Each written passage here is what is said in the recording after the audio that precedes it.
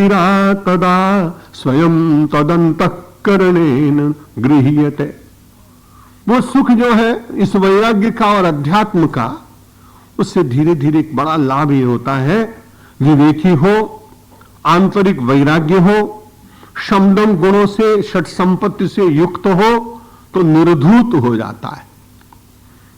पूरी तरह से जीवन के भीतर के दोष धीरे धीरे धुलते चले जाते हैं।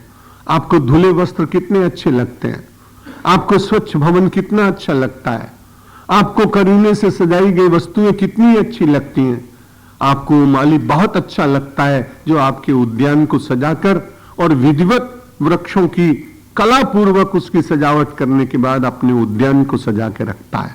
जीवन एक उद्यान है, परमात्मा उसका माली है, पर हम सब लोगों को विवेक की कैंची उसने दी है जिसके द्वारा हम अपने इस उद्यान को जंगल न बनने दें। जंगल का आनंद अलग है, कभी कभी गाया जाता है, उद्यान में प्रायः नित्य लोग रहते हैं। इसलिए समाधि निर्धूत मलस्य चेतसः। जब ध्यान का आनंद आता है, विचार का आनंद आता है, तो एक अपने भीतर एक प्रवाह स्वयं चल पड़ता है।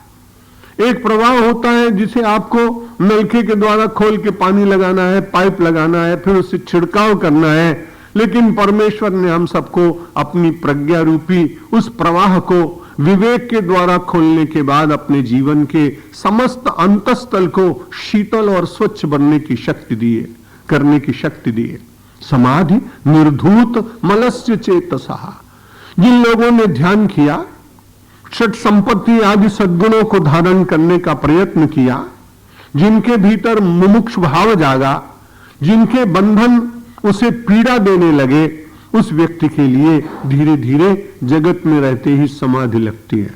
कबीरदास तो बड़े महापुरुष हैं, वो कहते साधो सहज समाधि भली, कान न रूंधो आंख न मूदो, आप ही आप चली, साधो सहज समाधि भली। जगत में रहते हुए कहते सहज समाधि का अनुभव होता है, लेकिन जितना जितना चित्त शुद्ध होगा उतना ही आपको उसका लाभ मिलेगा। चित्तमेव ही संसारः तत्प्रयत्नेन शोधयेत्। नीतिकारों ने और संतों ने कहा शोधन वस्तुओं का करें, शरीर का करें तो सभी लोग करते हैं, लेकिन प्रयत्न पूर्वक क्या करना चाहिए? तत्प्रयत्नेन शोधयेत् चित्तम। यह चित्त ही संसार है। बड़ी अच्छी बात है कि मुझे किसी ने बहुत अच्छा बिल्लोरी कांच का एक मिरर दे दिया और मैंने अपने कमरे में उसे लगा दिया।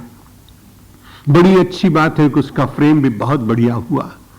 बहुत अच्छी बात है कि उसके ऊपर आपने विद्युत का एक बल्ब भी लगा दिया। लेकिन बड़ी कठिनाई की बात है कि उसके ऊपर यदि राख पड़ गई, मिट्टी पड़ गई तो आपका चेहरा दिखाई पड़ेगा क्या?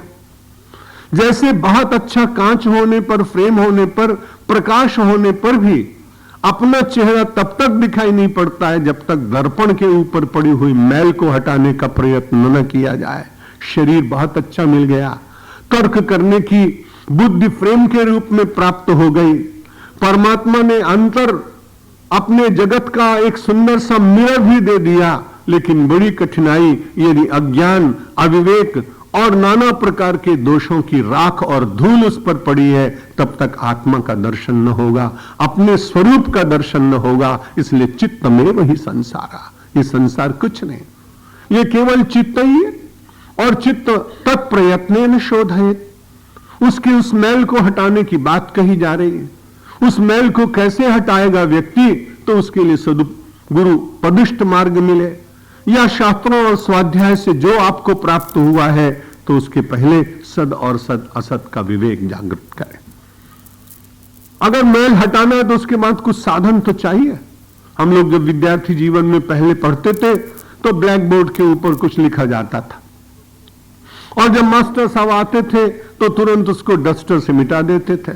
ये बड़ी विचित्र बात है कि जब भूगोल का अध्यापक आता था तो नक्शे बनाता था, जब इतिहास का अध्यापक आता था तो राजाओं के चित्र बता के बना देता था, और जब ड्राइंग मास्टर आते थे तो लौकी, केला और जंगल के फूल फल बनाते थे।